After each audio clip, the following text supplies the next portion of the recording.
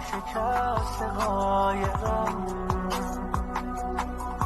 ای ماه من از قلب شبونه رو رسید جان من